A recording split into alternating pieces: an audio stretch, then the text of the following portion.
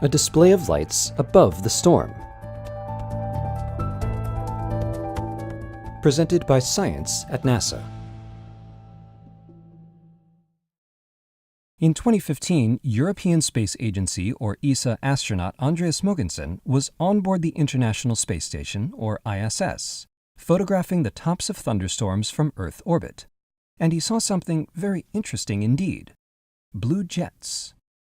Blue jets are a type of transient luminous event, or TLE, flashes and glows that appear above storms that are results of activity occurring in and below those storms. Blue jets pulse from the tops of intense thunderstorms and reach up toward the edge of space. In January 2017, researchers at Denmark's National Space Institute published their analysis of his observations in Geophysical Research Letters. Mogensen was able to capture clear video as the station flew over the Bay of Bengal, and they were amazed by what that video showed. Olivier Chanrion, lead author of the publication, reported that during 160 seconds of video footage, 245 pulsating blue discharges were observed, corresponding to a rate of about 90 per minute. One of the blue jets observed reached 25 miles or 40 kilometers above sea level. Visual evidence of TLEs wasn't available until 1989. Early evidence included red sprites photographed by cameras on board the space shuttle and photographs taken during a NASA and University of Alaska airborne campaign. Red sprites are glows in the upper atmosphere tied to the presence of large lightning flashes, but not attached to the clouds themselves. In recent years, the ISS has afforded astronauts the opportunity to photograph a number of natural light shows produced at the tops of thunderstorms. A 2013 study by researchers from the French Alternative Energies and Atomic Energy Commission analyzed pictures from the NASA Crew Earth Observations Facility aboard the station. The pictures revealed 15 sprites and their parent lightning flashes. In August 2015, the Expedition 44 crew on board the station photographed red sprites over 2 different storms within 3 minutes of one another. First over the American Midwest, and then near the coast of El Salvador.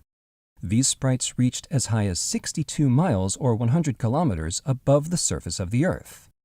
All of these studies are contributing to researchers' understanding of lightning and thunderstorms, how they form and develop over time, and why storms produce different TLEs in different circumstances. However, according to Tim Lang, atmospheric scientist at NASA's Marshall Space Flight Center, TLE studies have been, to an extent, fortunate observation. We've gotten better at finding them, but it's mostly case-based analysis. NASA and partner agencies are advancing in their efforts to make continuous storm observations. NASA's Lightning Imaging Sensor, or LISS, was installed on the International Space Station in February 2017 as part of the DoD Space Test Program. LISS on the station is the latest in a line of instruments used to locate and detect lightning over a large region of the Earth's surface. The Atmosphere-Space Interactions Monitor, or ASIM, will be installed outside Europe's Columbus Laboratory on the ISS later this year.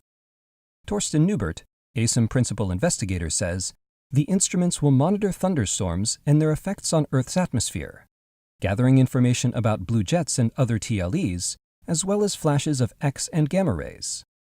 LISS and ASIM will be providing data that gives researchers the opportunity to analyze storms from both below and above. All of these studies are adding to our knowledge of how storms evolve and change, helping improve storm models that could lead to better predictions and forecasts." For more science from above the clouds, visit www.nasa.gov/station. For electrifying updates, stay tuned to science.nasa.gov.